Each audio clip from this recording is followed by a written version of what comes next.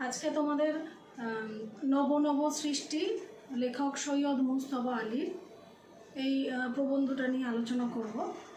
তার আগে আমরা জেনে নিই যে সৈয়দ মুজতবা আলী 1904 খ্রিস্টাব্দে জন্ম হয়েছিল, 1974 খ্রিস্টাব্দে তার মৃত্যু হয়।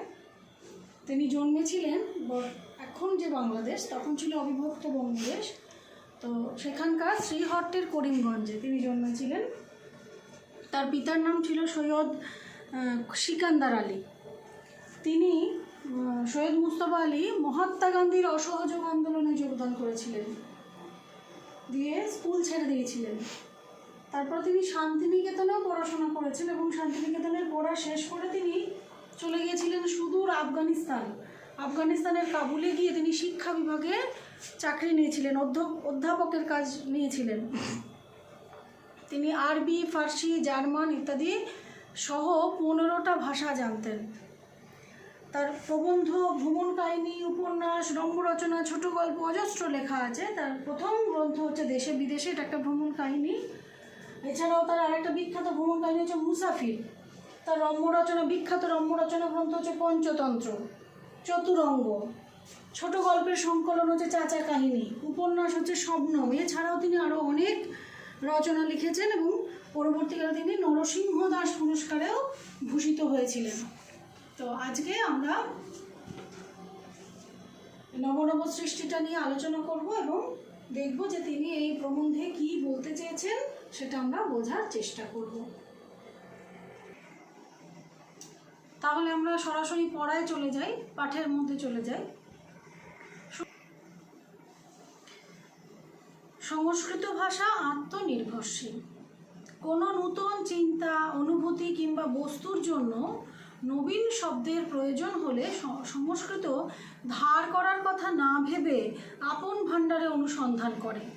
এমন কোনো ধাতু বা শব্দ সেখানে আছে কি না যার সামান্য অদল বদল করে কিংবা পুরনো ধাতু দিয়ে নতুন বা নবীন শব্দটি নির্মাণ করা যায় কি না এটা দেখে নেয়। কিন্তু তার মানে এই নয়, তার অর্থ অবশ্য এই নয় যে সংস্কৃত কোশমিনকালেও বিদেশি কোনো শব্দ গ্রহণ করেনি। নিয়েছে, কিন্তু তার পরিমাণ এতই মুষ্টিমেয় যে সংস্কৃতকে স্বয়ংসম্পূর্ণ ভাষা বলাতে কারো কোনো আপত্তি থাকার কথা নয়। প্রাচীন যুগের সব ভাষাই তাই। হিব্রু, গ্রিক, আবেস্তা এবং ঈষৎ পরবর্তী যুগের আরবিও আত্মনির্ভরশীল এবং অধিকাংশ ক্ষেত্রেই স্বয়ংসম্পূর্ণ ভাষা। এই অংশটুকুর মধ্যে আমরা কি পেলাম? প্রথমেই জানতে পারছি যে সংস্কৃত ভাষা আত্মনির্ভরশীল। সংস্কৃত ভাষা তোমরা ক্লাস 7-8 পড়ে এসেছো, তাই তো? কিন্তু তোমরা সংস্কৃত যেটুকু পড়েছো সেটা সংস্কৃত ভাষার কিছুই পড়োনি। সংস্কৃত ভাষা হচ্ছে ইন্দো ইউরোপীয় ভাষা বংশের অন্যতম একটা ভাষা। এই ভাষার আগমন কখন হয়েছিল না আনুমানিক 1500 খ্রিস্টপূর্বে। আনুমানিক 1500 খ্রিস্টপূর্বে। খ্রিস্টপূর্বে মানে খ্রিস্টের জন্মের 1500 বছর আগে ভারতবর্ষে আর্যরা যখন প্রবেশ করেছিল সেই সময় তাদের সঙ্গে সংস্কৃত ভাষারও আগমন ঘটেছিল ভারতবর্ষে। আর প্রাচীন ভারতীয় আর্য ভাষাই ছিল সংস্কৃত ভাষা। এই ভাষাতেই কিন্তু বেদ রচিত হয়েছিল। যে 4টি বেদের নাম আমরা জানি, সে বেদ রচিত হয়েছিল সংস্কৃত ভাষাতে। সংস্কৃতকে বলা হয় সাধুজনের ভাষা, অর্থাৎ সেই যুগে, প্রাচীন যুগে সাধুজনরা, নিকৃষ্ট মানবরা সংস্কৃত ভাষায় কথা বলতো না। সাধু ব্যক্তিরাই সংস্কৃত ভাষায় কথা বলতো, অর্থাৎ মুনি ঋষিরা, প্রাজ্ঞ ব্যক্তিরা সংস্কৃত ভাষায় কথা বলতেন। তাই সংস্কৃত ভাষাকে লেখক কি বলছেন? আত্মনির্ভরশীল। আত্মনির্ভরশীল কেন বলছেন না সংস্কৃত ভাষাতে এত প্রচুর শব্দ আছে, এত বিশাল শব্দভাণ্ডার এই ভাষাটির, যে এই ভাষায় কোনো কিছু ব্যাখ্যা করতে গেলে কোনো অন্য ভাষার প্রয়োজন পড়ে না। তোমরা ক্লাস 7-8 যে গদ্য কবিতাগুলো পড়ে এসেছো সেখানে সংস্কৃত শব্দ ছাড়া আর অন্য কোনো শব্দ পড়েছিলে কি? পড়োনি। সেই জন্যই লেখক বলছেন যে কোনো নতুন চিন্তা, অনুভূতি বা বস্তুর জন্য যদি কোনো নবীন শব্দের প্রয়োজন হয়, সংস্কৃত কারোর থেকে ধার করার কথা ভাবে না, অর্থাৎ অন্য কোনো ভাষা থেকে কোনো শব্দ চয়ন করার কথা ভাবেই না। সে তার আপন ভাণ্ডারে অনুসন্ধান করে, অর্থাৎ সংস্কৃতের নিজস্ব যে শব্দ ভাণ্ডার সেখান থেকেই সংস্কৃত ভাষা বা শব্দ নতুন পেয়ে যায়।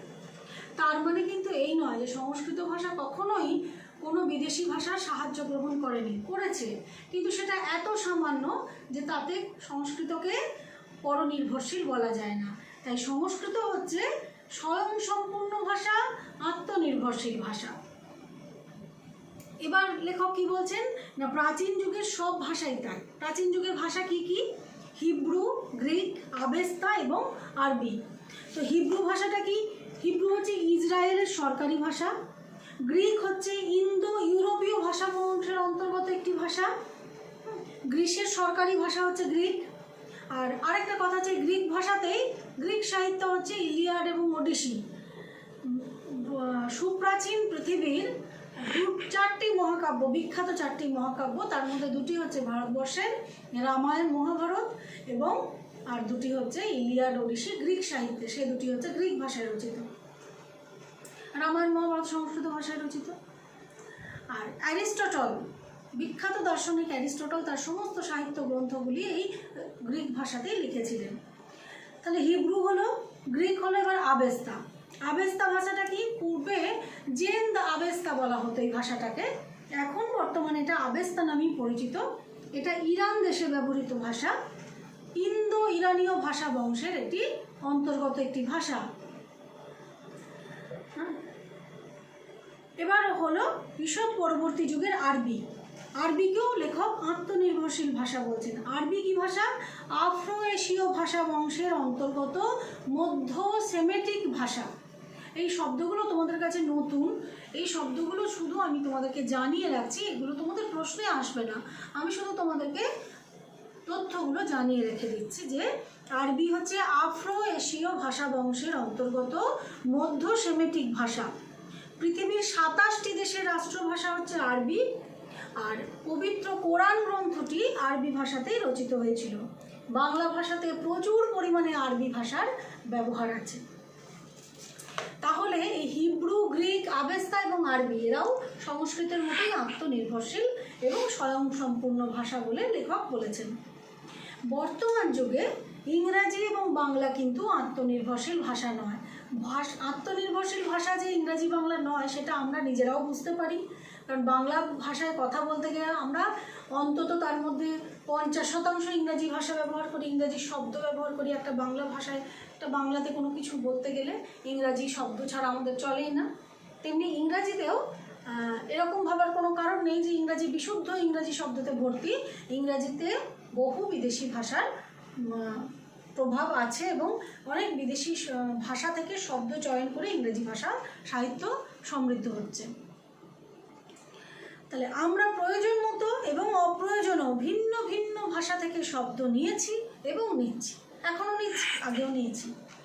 পাঠান মুঘল যুগে আইন, আদালত, খাজনা, খারিজ, এই যে সমস্ত শব্দগুলো আমরা নতুন রূপে দেখতে পেলাম, কারণ পাঠান যুগ, মুসলিম যুগ, মুঘল যুগ, এরা মুসলিম, এরা যখন এলো এদের মুখের যে চলিত ভাষা, কথ্য ভাষা, আরবি থেকে বিভিন্ন শব্দ বাংলা শব্দ ভাণ্ডারে ঢুকতে লাগলো। তাহলে আরবি, ফার্সি শব্দ থেকে আমরা সেই সময় প্রচুর শব্দ গ্রহণ করেছি। পরবর্তী যুগে ইংরেজি থেকে, ইংরাজির মারফতে অন্যান্য ভাষা থেকেও নিয়েছি এবং নিচ্ছি। অর্থাৎ পরে যখন ব্রিটিশরা আমাদের দেশে এলো তখন ইংরেজি ভাষা বাংলা ভাষায় ঢুকে গেল, ইংরেজি শব্দ বাংলা ভাষায় ঢুকে গেল। এবার ইংরাজি থেকেও শব্দ নিয়েছি আমরা, আবার ইংরাজির মাধ্যমে অন্য ভাষা থেকেও শব্দ নিচ্ছি, কারণ ইংরাজি ভাষাতেও অন্যান্য ভাষার শব্দ রয়েছে, তাই ইংরাজি থেকেও শব্দ নিচ্ছি, আবার ইংরাজির মাধ্যমে অন্য ভাষা থেকেও শব্দ নিচ্ছি। এবার দেখো, বিদেশি শব্দ নেওয়া ভালো না মন্দ সেই প্রশ্ন অবান্তর, সেটা নিয়ে এই আলোচনা নয়। আমরা বিদেশি শব্দ নিচ্ছি, এখনও সজ্ঞানে নিচ্ছি, আর আগেও নিয়েছি, আর এখনও সজ্ঞানে আপন খুশিতে নিচ্ছি, এবং শিক্ষার মাধ্যম রূপে ইংরাজিকে বর্জন করে বাংলা নেওয়ার পর যে আরও প্রচুর ইউরোপীয় শব্দ আমাদের ভাষায় ঢুকবে সে সম্বন্ধে কারো কোনো সন্দেহ নেই। কেন নেই? না, শিক্ষার মাধ্যম একটা সময় ছিল ইংরেজি, পরবর্তীকালে শিক্ষার মাধ্যম হয়ে গেল বাংলা। তো বাংলা নেওয়ার পর এবার যে সমস্ত পরিভাষাগুলো ইংরাজি ছাড়া বা অন্য ভাষাতে রয়ে গেছে সেগুলোর আর সঠিক পরিভাষা বাংলায় পাওয়া গেল না, তখন সেই শব্দগুলো সেইভাবেই, সেই রূপেই বাংলা শব্দ ভাণ্ডারে গৃহীত হলো। তাহলে বাংলা ভাষাতে প্রচুর বিদেশি শব্দ ঢুকে গেল। তো তোমাদের যখন ব্যাকরণের শব্দভাণ্ডার পড়াবো তখনই বুঝতে পারবে যে বাংলা শব্দভাণ্ডারে কত বিদেশি শব্দের বহুল ব্যবহার রয়েছে। এবার দেখো, আলু কপি আজ রান্নাঘর থেকে তাড়ানো মুশকিল। আলু আর কপি, আমরা যে সবজিগুলো খাই, আলু খাই, আলু আমাদের প্রধান খাদ্যের মধ্যে অন্তর্গত। এটা কিন্তু আমাদের ভারতবর্ষের প্রচলিত খাদ্য নয়, আমাদের দেশীয় খাবার নয়, এগুলো বিদেশি খাবার। তেমনি কপি, এটাও বিদেশি খাবার। টমেটো বিদেশি খাবার।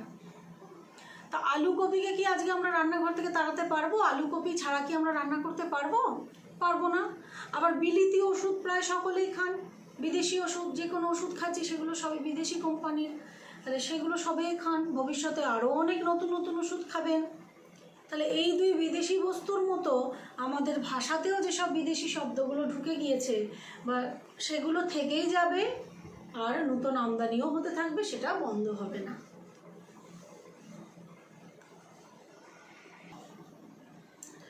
পৃথিবীতে কোনো জিনিসই সম্পূর্ণ অসম্ভব নয়, অন্তত চেষ্টা করাটা অসম্ভব নাও হতে পারে। হিন্দি উপস্থিত সেই চেষ্টাটাই করছে। কি চেষ্টা করছে? না, বহু সাহিত্যিক উঠে পড়ে লেগেছে, অর্থাৎ হিন্দি সাহিত্যিক, হিন্দিভাষী সাহিত্যিক উঠে পড়ে লেগেছেন যে হিন্দি থেকে আরবি, ফার্সি এবং ইংরাজি শব্দকে তাড়িয়ে দেওয়ার জন্য। তারা তাদের চেষ্টাটা কি না, হিন্দি সাহিত্যের মধ্যে কোনো আরবি, ফার্সি বা ইংরেজি শব্দ থাকবে না। চেষ্টাটার ফল আমি হয়তো দেখে যেতে পারবো না, আমার তরুণ পাঠকেরা নিশ্চয়ই দেখে যাবেন। ফল যদি ভালো হয় তখন তারা না হয় চেষ্টা করে দেখবেন। বলা বাহুল্য, রবীন্দ্রনাথ স্বচ্ছন্দে লিখেছেন আব্রু দিয়ে, ইজ্জত দিয়ে, ইমান দিয়ে, বুকের রক্ত দিয়ে। এই যে রবীন্দ্রনাথ যে শব্দগুলো লিখেছেন, এই যে আব্রু দিয়ে, ইজ্জত দিয়ে, ইমান দিয়ে, এগুলো প্রত্যেকটাই বিদেশি শব্দ। হ্যাঁ, আব্রু হচ্ছে ফার্সি শব্দ। আব্রু শব্দটার মানে হচ্ছে লজ্জা বা লজ্জা নিবারণ করার পর্দা বলা যেতে পারে, যবনিকা বলা যেতে পারে, বা সম্মান দেওয়া বলা যেতে পারে। ইজ্জত হচ্ছে আরবি শব্দ। ইজ্জত মানে কি? মান, সম্মান, মর্যাদা ইত্যাদি। ইমান শব্দটা হচ্ছে আরবি শব্দ। ইমান মানে হচ্ছে বিবেক। এই যে শব্দগুলো রবীন্দ্রনাথ কি বলতে চেয়েছেন, যে রবীন্দ্রনাথ স্বচ্ছন্দে লিখেছেন আব্রু দিয়ে, ইজ্জত দিয়ে, ইমান দিয়ে, বুকের রক্ত দিয়ে। অর্থাৎ এই আব্রু, ইজ্জত, ইমান, এই শব্দগুলো, বুকের রক্ত, এই শব্দগুলো রবীন্দ্রনাথ তার সাহিত্যে ব্যবহার করেছেন। নজরুল ইসলাম ইনকিলাব এই শব্দটিকে এবং শহীদ শব্দটিকে বাংলায় ঢুকিয়ে গিয়েছেন। দেখো, এখানে লেখা আছে ইনকিলাব, তারপরে ড্যাশ দিয়ে লেখা আছে ইনকলাব নয়। অর্থাৎ ওই যে আমরা বিভিন্ন মিটিং মিছিলে শুনতে পাই ইনকলাব জিন্দাবাদ, কথাটা হচ্ছে আসলে ইনকিলাব জিন্দাবাদ। ইনকলাব নয়। ইনকিলাব মানে হচ্ছে বিপ্লব। ইনকিলাব জিন্দাবাদ মানে বিপ্লব দীর্ঘজীবী হোক। ইনকিলাব শব্দটা নজরুল ইসলাম বাংলা ভাষায় ঢুকিয়ে দিয়েছিলেন। শহীদ শব্দটা বাংলা ভাষায় ঢুকিয়ে দিয়েছিলেন মানে না, নজরুল ইসলাম তার লেখায় প্রথম ইনকিলাব এবং শহীদ শব্দ দুটো ব্যবহার করেছিলেন। আবার দেখো, বিদ্যাসাগর সাধু রচনায় বিদেশি শব্দ ব্যবহার করতেন না। বিদ্যাসাগরের অনেক মৌলিক গ্রন্থ আছে, আবার অনেক অনুবাদ গ্রন্থ আছে। ঈশ্বরচন্দ্র বিদ্যাসাগরের কিছু মৌলিক গ্রন্থ আছে যেগুলি সাধু ভাষায় রচিত, এবং সেই গ্রন্থগুলিতে, সেই রচনাতে তিনি কখনোই বিদেশি শব্দ ব্যবহার করতেন না। কিন্তু বেনামিতে যে সমস্ত অনুবাদ গ্রন্থ বা অসাধু রচনা লিখেছিলেন, সেগুলোতে কিন্তু তিনি চুটিয়ে আরবি ফার্সি শব্দ ব্যবহার করেছেন। তার মানে এই নয় যে আরবি ফার্সি শব্দ ব্যবহার করা বাংলা সাহিত্যের পক্ষে অপমানজনক, তা কিন্তু মোটেই নয়। লেখক এখানে একবারও বলছেন না যে বাংলা সাহিত্যে কোন ভাষাটা ব্যবহার করা উচিত, কোন ভাষাটা ব্যবহার করা উচিত নয়, সেই প্রসঙ্গে কিন্তু আমরা কেউ যাচ্ছি না। আমরা শুধু আলোচনা করছি কি, বাংলা শব্দ ভাণ্ডারে বাংলা ভাষার মধ্যে কোন কোন বিদেশি ভাষার আগমন ঘটেছে এবং কোন কোন বিখ্যাত ব্যক্তি বিদেশি ভাষার আগমন বাংলা সাহিত্যে ঘটিয়েছেন। আবার দেখো, অতিশয় নিষ্ঠাবান ব্রাহ্মণ পণ্ডিত হরপ্রসাদ তিনি কি করেছেন, আরবি ফার্সি শব্দের বিরুদ্ধে জিহাদ ঘোষণা করা আহাম্মকি বলে মনে করতেন। পণ্ডিত হরপ্রসাদ শাস্ত্রী তিনি বলেছিলেন যে আরবি ফার্সি শব্দকে যদি বাদ দেওয়া হয়, অর্থাৎ তার বিরুদ্ধে যদি জিহাদ ঘোষণা করা হয়, তো সেটা হবে আহাম্মকি, অর্থাৎ বোকামি। এই জিহাদ এবং আহাম্মকি এই দুটো শব্দ কিন্তু বিদেশি শব্দ। হরপ্রসাদ শাস্ত্রী কে ছিলেন? হরপ্রসাদ শাস্ত্রী ছিলেন বাঙালি হিন্দু পণ্ডিত এবং শাস্ত্রবিদ ও সাহিত্যিক। তিনি প্রথম বাংলা সাহিত্যের যে প্রাচীন নিদর্শন চর্যাপদের পুঁথি আবিষ্কার করেছিলেন নেপাল রাজদরবারের অভিলেখালয় থেকে। 1904 খ্রিস্টাব্দে তিনি নেপাল রাজদরবারের পুঁথিশালা থেকে আবিষ্কার করলেন চর্যাপদ। যে চর্যাপদ আবিষ্কার করার পরে বাংলা সাহিত্যে একটা আলোড়ন ঘটে গেল, কারণ চর্যাপদ আবিষ্কারের আগে বাংলা সাহিত্যে আর কোনো নিদর্শন সেইভাবে পাওয়া যাচ্ছিল না। চর্যাপদ হলো প্রথম নিদর্শন, যেটা 10ম শতাব্দীতে রচিত হয়েছিল, বাঙালি কবিদের দ্বারা রচিত হয়েছিল। তো সেইটি আবিষ্কার করেছিলেন হরপ্রসাদ শাস্ত্রী, এবং তিনি তার রচনার মধ্যে আরবি ফার্সি শব্দের তো বহুল ব্যবহার করেছেন, এবং তিনি এটাও বলেছেন যে আরবি ফার্সি শব্দের বিরুদ্ধে জিহাদ ঘোষণা করা। জিহাদ মানে আমরা সেই কাজ মানে বিদ্রোহ করা। জিহাদ মানেও এক ধরনের বিদ্রোহ করা। তিনি বলেছিলেন যে এরকম জিহাদ ঘোষণা করা অত্যন্ত বোকামির ব্যাপার। আলাল ও হুতমের ভাষা বিশেষ উদ্দেশ্যে নির্মিত হয়েছিল। সাধারণ বাংলা এর স্রোতে গা ঢেলে দেবে না বলে তার উল্লেখ এই স্থলে নিষ্প্রয়োজন। যদিও লেখক এখানে বলেছেন যে আলাল এবং হুতমের ভাষার উল্লেখ নিষ্প্রয়োজন, তবুও তোমরা জেনে রাখো, যেহেতু তোমাদের উল্লেখ রয়েছে আলাল এবং হুতমের কথা, সেক্ষেত্রে প্রশ্ন আসতে পারে। আলাল হচ্ছে আলালের ঘরের দুলাল। আলাল হচ্ছে আলালের ঘরের দুলাল। লেখক হচ্ছেন প্যারীচাঁদ মিত্র। তার ছদ্মনাম ছিল টেকচাঁদ ঠাকুর। টেকচাঁদ ঠাকুর ছদ্মনামে প্যারীচাঁদ মিত্র লিখেছিলেন আলালের ঘরের দুলাল। এই আলালের ঘরের দুলাল গ্রন্থটি একটি বিশেষ উদ্দেশ্যে লেখা হয়েছিল। তার কারণ কি না, বাংলাদেশে যখন সাহিত্য রচনা শুরু, 19বিংশ শতাব্দীর শুরুর দিকে মেয়েদের মধ্যে সাহিত্য রচনা বা শিক্ষার কোনো প্রবণতা ছিল না, নারী শিক্ষার কোনো বিষয়টাই ছিল না।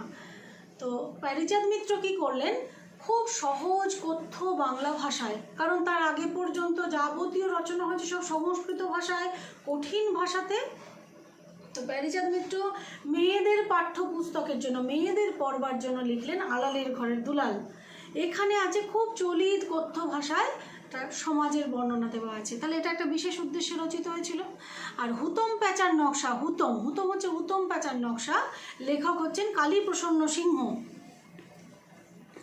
কালীপ্রসন্ন সিংহ 19বিংশ শতাব্দীর হুতম প্যাঁচার নকশা একটা নকশা জাতীয় রচনা। মানে এখানে নকশা জাতীয় মানে তৎকালীন বাঙালি সমাজের যে বাবু সম্প্রদায়, অর্থাৎ এই বিলাসিতায়, বিলাস ব্যসনে আকণ্ঠ ডুবে থাকা যে সম্প্রদায়, বাঙালি সম্প্রদায়ের বিশেষ করে তাদেরকে বলা হতো বাবু। সেই বাবু সম্প্রদায়ের কথা তিনি তুলে ধরেছিলেন তার হুতম প্যাঁচার নকশায়। তো সেখানেও ওই চলিত বাংলা গদ্যের প্রচলন আছে। সেই তারাই প্রথম চলিত ভাষাকে নিয়ে এলেন, প্যারীচাঁদ মিত্র এবং কালীপ্রসন্ন সিংহ। যদিও এখানে তার প্রসঙ্গ লেখক বলছেন উল্লেখ করা স্থলে নিষ্প্রয়োজন। আচ্ছা, এবার তিনি কি বলছেন না, হিন্দির বঙ্কিম। স্বয়ং প্রেমচন্দ্র হিন্দিতে বিস্তর আরবি ফার্সি ব্যবহার করেছেন। হিন্দির বঙ্কিম প্রেমচন্দ্র অর্থাৎ প্রেমচন্দ্র মুন্সি। তাকে বলা হতো হিন্দির বঙ্কিমচন্দ্র চট্টোপাধ্যায়। হিন্দিতে তার লেখা বিখ্যাত গ্রন্থ হচ্ছে গোদান, এটা তার বিখ্যাত সাহিত্য গ্রন্থ। তো প্রেমচন্দ্র তার সাহিত্যে, কারণ প্রথমেই আমরা দেখেছি যে হিন্দি থেকে বহু সাহিত্যিক আরবি ফার্সি ইংরাজির শব্দকে তাড়িয়ে দেওয়ার চেষ্টা করছেন, এটা প্রথমেই পড়েছি। তারপরে আমরা জানতে পারছি যে প্রেমচন্দ্র মুন্সি, যিনি হিন্দি সাহিত্যের একজন বিখ্যাত দিকপাল, তিনিও তার লেখায় আরবি ফার্সি চটিয়ে ব্যবহার করেছেন। এই স্থলে আরেকটি কথা বলে রাখা ভালো যে রচনার ভাষা কিসের উপর নির্ভর করে? রচনার ভাষা নির্ভর করে তার বিষয়বস্তুর উপর। মানেটা কি? ধরো কোনো একটা রচনার ভাষা হচ্ছে রান্নাবান্না, তাহলে সেই রান্নাবান্নার ভাষার মধ্যে নিশ্চয়ই বিজ্ঞানের পরিভাষা আসবে না। বা ধরো বিজ্ঞানের কোনো একটা গ্রন্থ, সেই বিজ্ঞানের গ্রন্থের মধ্যে নিশ্চয়ই কোনো বেড়ানোর ভ্রমণ কাহিনীর বর্ণনা থাকবে না। অর্থাৎ বিষয়বস্তু যেমন তার সেই বিষয়বস্তুর সঙ্গে সাযুজ্য রেখে ভাষা এবং শব্দ চয়নও করা উচিত। তাহলে রচনার ভাষা তার বিষয়বস্তুর উপর নির্ভর করে। শঙ্কর দর্শনের আলোচনায় ভাষা সংস্কৃত শব্দবহুল হবে, এটা মেনে নিতেই হয়। কারণ শঙ্কর দর্শন কি না, বাঙালি নৈয়ায়িক, বাঙালি ন্যায়রত্নের পণ্ডিত শঙ্কর তর্কবাগীশ, তার লেখা গ্রন্থ হচ্ছে দর্শন সূত্র ও তার ব্যাখ্যা। এই যে গ্রন্থটি, এই গ্রন্থের ভাষা কি খুব চলিত হবে? হবে না, কারণ এটা একটা গুরুগম্ভীর ভাষা, গুরুগম্ভীর বিষয় দর্শন, তত্ত্বজ্ঞান। তাহলে এর ভাষা সবসময় গুরুগম্ভীর হবে এবং কঠিন শব্দবহুল হবে। পক্ষান্তরে মোগলাই রেস্তোরাঁর বর্ণনাতে ভাষা অনেকখানি হুতম ঘেঁষা হয়ে যেতে বাধ্য। একটা মোগলাই রেস্তোরাঁর যদি বর্ণনা দেওয়া হয়, সেখানে মোগলাই খানার বর্ণনা থাকবে, মোগলাই মশলার বর্ণনা থাকবে, তো তার ভাষাটা নিশ্চয়ই সংস্কৃত শব্দবহুল হবে না, কারণ সংস্কৃত ভাষা আর মোগল এই দুটোর মধ্যে অনেকখানি পার্থক্য। আবার দেখো, বসুমতীর সম্পাদকীয় রচনার ভাষা এক, তাতে আছে গাম্ভীর্য। বসুমতী কি না, বাংলার একটা সময় দৈনিক সংবাদপত্র ছিল দৈনিক বসুমতী। তা সেই দৈনিক বসুমতীর রচনার যে ভাষা থাকবে সেটা গম্ভীর হবে, গাম্ভীর্যপূর্ণ ভাষা হবে। আবার বাঁকা চোখের ভাষা ভিন্ন। বাঁকা চোখে সব কথাটাতেই বোঝা যাচ্ছে যে একটা চটুলতা আছে। তো এইখানে তার মধ্যে চটুলতা থাকবে, চঞ্চলতা থাকবে, রোমাঞ্চ থাকবে, সেখানে গম্ভীর ভাষা ব্যবহৃত হবে না। তাহলে মোদ্দা কথা কি হলো না, রচনা যেমন বিষয়বস্তু হবে, তার শব্দচয়ন, তার ভাষাও তেমনই হবে। বাংলায় যেসব বিদেশি শব্দ ঢুকেছে তার মধ্যে কি কি না, আরবি, ফার্সি এবং ইংরেজিটাই প্রধান। আরবি তো আমরা জেনেছি, আরবি কি ভাষা। ফার্সি কি ভাষা? ফার্সি হচ্ছে ইন্দো ইউরোপীয় ভাষা বংশেরই অন্তর্গত। ফার্সি হচ্ছে ইন্দো ইরানীয় শাখার অন্যতম একটা ভাষা, যেটাকে পার্সি ভাষা বলা হয়, সেটাই হচ্ছে ফার্সি ভাষা। ফার্সি ভাষাতে আফগানিস্তানের লোকেরা কথা বলে, বা মূলত ইরানের লোকেরাই কথা বলে, ইরানের ভাষা, তবে আফগানিস্তানের লোকেরাও এতে কথা বলে। যেহেতু ইরান অর্থাৎ পারস্য, ইরানকে বলা হতো পারস্য, ইরান হয়েই আর্যরা ভারতবর্ষে প্রবেশ করেছিল, তাই ফার্সি ভাষা অর্থাৎ পার্সি ভাষার প্রভাব আমাদের মাতৃভাষা বাংলাতেও লক্ষ্য করা যায়। সংস্কৃত বিদেশি শব্দ নয়, এবং পর্তুগিজ, ফরাসি, স্প্যানিশ শব্দ এতই কম যে সেগুলো নিয়ে বেশি দুশ্চিন্তা করার কোনো প্রয়োজন নেই। তাহলে বাংলা শব্দ ভাণ্ডারে আমরা মূলত কী কী নিয়ে আলোচনা করব, কোন কোন বিদেশি শব্দ নিয়ে? এক তো আমরা সংস্কৃত শব্দ নিয়ে আলোচনা করব, দ্বিতীয়ত আমরা সংস্কৃত তো বিদেশি ভাষা না, সংস্কৃতকে আমরা পাশে সরিয়ে রাখলাম। বিদেশি কোন কোন ভাষা এসেছে বাংলা শব্দ ভাণ্ডারে? আরবি, ফার্সি এবং ইংরেজি, এই তিনটেই প্রধান। এছাড়াও এসেছে পর্তুগিজ এসেছে, ফরাসি এসেছে, স্প্যানিশ এসেছে, চীনা এসেছে, বর্মিজ এসেছে, কিন্তু এই শব্দগুলো এতই সংখ্যায় নগণ্য যে এদের নিয়ে বেশি দুশ্চিন্তা করার কোনো কারণ নেই। এবার দেখো, বাংলা ভিন্ন অন্য যে কোনো ভাষার চর্চা আমরা করি না কেন, সেই ভাষার শব্দ বাংলাতে ঢুকবে। তাহলে বাংলা ছাড়া, বাংলা চর্চা আমরা করছি, তার পাশাপাশি যদি অন্য কোনো ভাষার চর্চা করি, তাহলে সেই ভাষার শব্দ বাংলা ভাষায় ঢুকবে। এটা খুব সহজ কথা একটা। সংস্কৃত চর্চা এদেশে ছিল বলে কি হয়েছে, বিস্তর সংস্কৃত শব্দ বাংলা ভাষায় ঢুকেছে। সংস্কৃত চর্চা যদি না থাকতো তাহলে সংস্কৃত ভাষা বাংলা শব্দ ভাণ্ডারে ঢুকতো না। এখনও সংস্কৃতের চর্চা আছে, তাই অল্প বিস্তর ঢুকছে, যতদিন থাকবে ততদিন আরও ঢুকবে বলে আশা করতে পারি আমরা। স্কুল কলেজ থেকে যে আমরা সংস্কৃত চর্চা উঠিয়ে দিতে চাই না, তার অন্যতম প্রধান কারণ হচ্ছে যে বাংলাতে এখনও আমাদের বহু সংস্কৃত শব্দের প্রয়োজন আছে, এবং সংস্কৃত চর্চা সেই জন্যই বাংলাতে এখনও স্কুল কলেজ লেভেলে থাকবে। যদি সংস্কৃত চর্চা উঠে যায় তাহলে আমরা আমাদের অন্যতম প্রধান খাদ্য থেকে বঞ্চিত হব। অন্যতম প্রধান খাদ্য কি না, একটা ভাষার কাছে, একটা ভাষার প্রয়োজনীয় প্রধান খাদ্য হচ্ছে শব্দ, সেটা যে কোনো ভাষারই হোক না কেন। বাংলা ভাষায় সংস্কৃত ভাষার প্রভাব বেশি, তাই বাংলা ভাষা সংস্কৃত ভাষার শব্দ বেশি আছে। ইংরাজির বেলাতেও তাই, অর্থাৎ বাংলা ভাষাতে যেমন সংস্কৃত শব্দের প্রয়োজন, তেমনি ইংরেজি শব্দেরও প্রয়োজন। কেন? বিশেষ করে দর্শন, দর্শন হচ্ছে তত্ত্বকথা। নন্দন শাস্ত্র, দর্শন শাস্ত্র, নন্দন শাস্ত্র, নন্দন শাস্ত্র হচ্ছে সৌন্দর্যবিদ্যা। পদার্থবিদ্যা, রসায়নবিদ্যা, ফিজিক্স, কেমিস্ট্রি ইত্যাদির জ্ঞান এবং ততোধিক প্রয়োজনীয় বিজ্ঞানের শব্দ আমরা চাই। তাহলে এই যে দর্শন, নন্দনশাস্ত্র, পদার্থবিদ্যা, রসায়নবিদ্যা এগুলোতে যে সমস্ত পরিভাষা বা পারিভাষিক শব্দ আমাদের দরকার, সে সমস্ত বিজ্ঞানের শব্দ এখন আমাদের বাংলা শব্দভাণ্ডারে প্রচুর নেই। যেমন রেলের ইঞ্জিন কী করে চালাতে হয় সে সম্বন্ধে বাংলাতে কোনো বই আছে বলে জানে না। তাই এসব টেকনিক্যাল শব্দের প্রয়োজন যে আরও কত বেশি সে সম্বন্ধে কোনো সুস্পষ্ট ধারণা এখনও আমাদের মনের মধ্যে নেই। সুতরাং ইংরাজি চর্চা বন্ধ করার সময় এখনও আসেনি। তাহলে বাংলা শব্দভাণ্ডারে বাংলা ভাষায় যেমন সংস্কৃত শব্দের প্রয়োজন আছে তেমনি ইংরেজি শব্দের প্রয়োজন আছে। তবে নতুন করে হয়তো আরবি ফার্সি শব্দের আর কোনো প্রয়োজন নেই, কিন্তু যেগুলো আরবি ফার্সি শব্দ বাংলাতে রয়ে গেছে, দীর্ঘকাল ধরে প্রচলিত হয়ে রয়েছে, সেগুলো আর হয়তো সরে যাবে না। তবে নতুন করে আরবি ফার্সি শব্দ আর বাংলা শব্দভাণ্ডারে ঢুকবে না, কিন্তু ইংরাজি এবং সংস্কৃত এখনও বাংলা শব্দভাণ্ডারে ঢুকবে।